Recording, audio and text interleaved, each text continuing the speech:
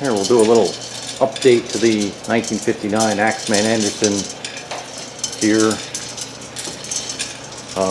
Months ago, when I first fired this up, it was using coal at a ferocious rate, so kind of went on a quest to figure out how to dial this thing in better, and found out some pretty interesting things.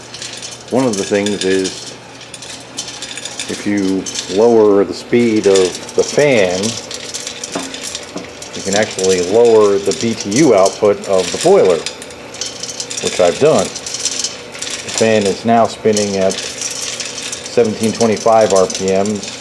With factory pulleys on it, it spins 2875 RPM. And I added a motor to drive the auger separately. That allows us to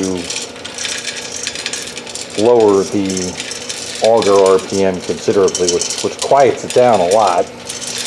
I'm not sure why they spin it so fast from the factory, but really I don't think you need to spin it that fast.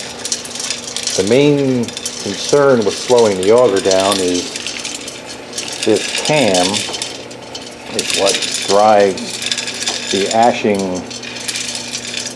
lever and ashing gear, which makes the grate move back and forth. So you have to be sure you're still ashing enough to support your fire, because effectively in one of these things, ashing is the feed rate. The auger is hollow, so it doesn't drive coal into the fire. It merely brings the coal up to the transfer head where it can go into the feed tube and fall into the fire. But it can't fall into the fire until there's ashing going on, which creates more room in here for the coal to fall on top of the fire. So yeah, we've kind of tamed this thing. It's getting like ridiculously good fuel mileage right now. It gets like on a really cold day, like the coldest day in the winter, it'll burn about 60 pounds. And it's averaging somewhere between 35 and 50 pounds a day during a normal winter day. So yeah, I know in past videos I was doing all kinds of other crazy stuff to try and figure this out, but slowing the fan down and then making the ashing match that is really the key to success here.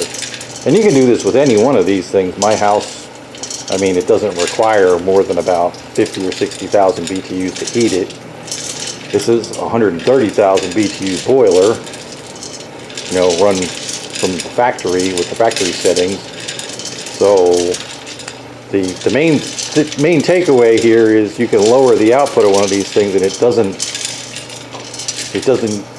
do anything bad to the fire. The fire still burns normally and you get normal ash out of it, and you don't run into any kind of damaging problems like you would with an underfed Stoker or a flat crate Stoker.